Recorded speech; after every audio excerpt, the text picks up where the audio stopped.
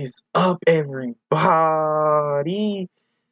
I'm back with another video, man, and yeah, so, um, I'm very behind on videos, so, yeah, this came out 4 days ago, you know what I'm saying? We usually be on top of it with the high roller videos, but, you know what I'm saying? We behind a lot, a lot. It's because my schedule messed up, bro. I'm not uploading at my usual 5 o'clock time, no more 6 o'clock if you, like, really on these.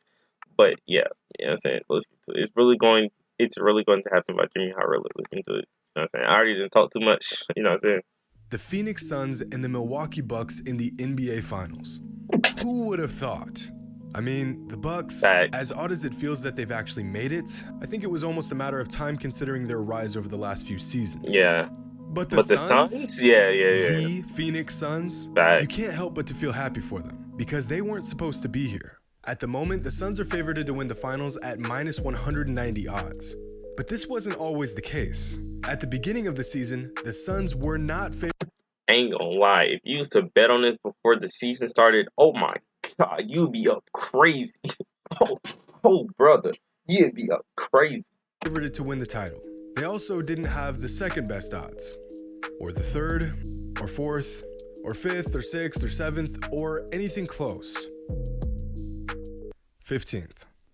At the beginning of the season, the Suns had the 15th best odds of winning the NBA championship at plus 6,000.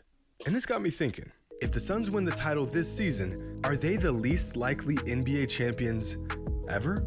I mean, they've got to be close, right? That's a good question, actually. That I ain't gonna lie, probably. Well, here are the preseason championship odds of every single NBA championship team dating back to 19. No, the Raptors one was crazy. I can't lie. I did not expect the Raptors to win. 85. The Raptors one was crazy. I did not expect that. The 2018 Warriors having the best preseason odds of any team, being the heavy favorite going into the season, followed by the 2017 Warriors and the 1997 Bulls. On the other end of the spectrum, you have the champions who had the worst odds of winning it all going into the season. The 2004 Pistons, the 2011 Mavericks, and the 2015 Warriors. And then, there's this year's Suns. With, by far, the worst preseason odds of any team in modern basketball history. Look at this. It's not even close. Yeah. In fact, according to preseason odds, the Suns are more than 2 times less likely to win a championship this season than the next least likely champion in nearly 4 decades. That's now, crazy. Sure, they haven't won the title yet, but if they do, this will be a historic victory. Realistically, who other than the residents of Phoenix, Arizona, thought the Suns would even be in the NBA Finals this season? They've capitalized on their opportunity and they've stepped up and knocked down every opponent put in front of them. And yeah, they took advantage of a weird playoff year with an absurd amount of injuries and teams not playing at full capacity. But let's not forget, the Suns also lost Chris Paul for 2 games in the second round due to COVID protocol. Yeah. They were also victims of odd and unforeseen circumstances. And yet here they are, in the finals despite the odds being heavily against them.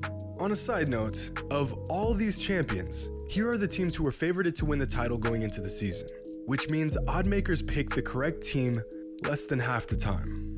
But I want to take a deeper look into this, because if we are just going by odds, the Suns are easily the least favored team to even make it to the finals, let alone win the whole thing.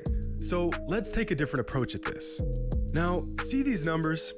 Well, I mean, of course you do, you're watching the video, but take a close look at them. It's really crazy to see that LeBron and Curry not in the finals for real. You know what I'm saying? It's been a very long time since we haven't seen Curry or LeBron in the finals.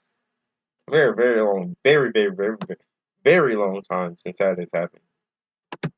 Because these are statistically the most likely NBA champions of the last 38 NBA seasons. A collection of some of the best teams ever assembled, topped off with the 2017 Warriors. And you're probably thinking, how in the world did I come up with this list, and what do all these numbers mean? Well, by using the SRS stat, which is a statistic that uses a few variables to determine how good or bad a team is relative to the rest of the league. I covered this stat last season in this video. We can find out how difficult or easy a championship run was, but we can also find out how much better a team was relative to their competition in any given postseason. For example, in the 2017 playoffs, the Warriors faced an opponent with an average SRS score of 3.44. Meanwhile, the Warriors had the fourth best SRS score in the history of the league with 11.35, which means they were 7.91 SRS better than their average opponent in that playoff run, which is statistically the largest gap of any team in relation to their opponents since 1984. Simply put, this relative SRS score shows us how much better each championship team was relative to the opponents they faced to get the championship. Well, by using this same method, I found that these teams are the 10 least likely champions of the last 38 seasons, with the 1995 Houston Rockets topping the list with an SRS 3.67 less than their average playoff opponent, which is absurd. This means that when the Rockets won the title in 1995, every single team the Rockets faced that postseason was not only better than the Rockets, they were statistically considerably better than the Rockets. And this would make sense, because in last year's video, we determined that their championship run that season was the most difficult in modern NBA history. But this list isn't just about difficulty, it's about difficulty relative to each team. For example, the 2001 Lakers are arguably the greatest team of all time, and yet their championship run You heard it, the Lakers, you know what I'm saying? is the second hardest on this list. And that's because in order to get it, they had to go through a 50-win Blazers team, a 55-win Kings squad, the Spurs who had the best Look at LA, man. It's so inspirational. Record in the NBA that season with 58 wins and a 56-win 76ers team in the finals. Are you kidding me? Do y'all realize how insane this is? And when you consider that the Lakers only had an SRS of 3.74 that season, this means that nearly every team they beat was statistically still better than they were. Now, if the Bucks win the title this season, this would give them a relative SRS score of 2.57, which is a pretty average title run. Just slightly unlikely. But if the Suns win the championship, they would have a relative SRS score of 0.88, which would land them with the 8th least likely title of the last 38 seasons, right between the Cavaliers in 2016 and the Raptors in 2019.